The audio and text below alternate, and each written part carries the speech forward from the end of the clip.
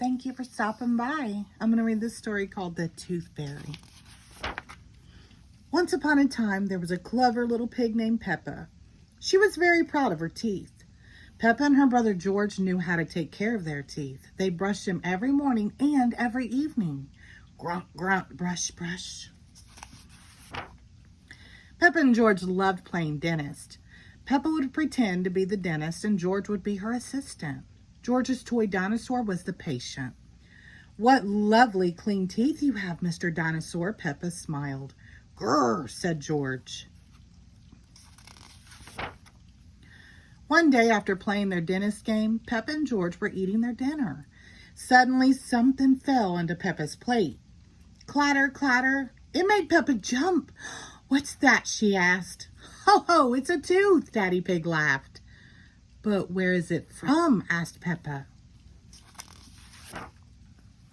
"Why don't you look in the mirror?" said Mummy Pig. Peppa looked. She had a big gap in her teeth.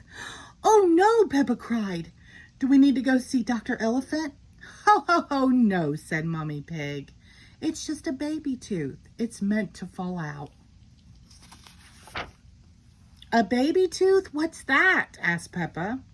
"A baby tooth is a tooth that falls out when you're young," explained Mummy Pig. "A new one will grow in its place." "What should I do with my baby tooth?" asked Peppa. "If you place it under your pillow, the tooth fairy will come. She will take your tooth and leave you a shiny new coin," said Mummy Pig.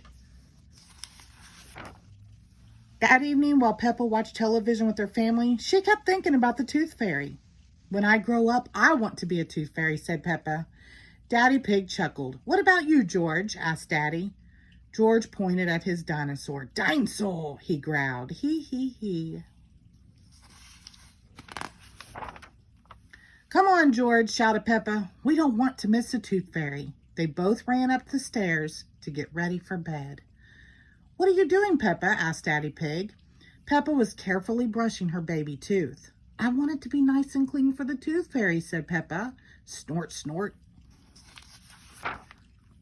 Peppa tucked the tooth under her pillow. "Are you sure the tooth fairy will be able to find it?" she asked. "I promise," said Mummy Pig. "Just you wait and see." "Good night, Peppa and George." "Good night, Mommy." "Good night, Daddy." Hee, hee, hee. "I'm going to wait up all night for the tooth fairy," Peppa said. "George, let's not go to sleep." George smiled and nodded. Peppa waited and waited. She could hear something. "Is that the tooth fairy?" Peppa wondered. "George," she whispered, "did you hear that? Can you see the tooth fairy?" She climbed down to look at George. He was fast asleep. It was him making the noise. "I am much better at staying awake than George," Peppa sighed. She settled back in her bed. After a while, her eyes started to close. She quickly opened them again. "I am going to stay awake and see the tooth fairy," Peppa said to herself firmly.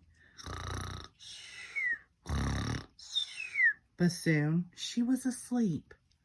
Twinkle, twinkle, what was that?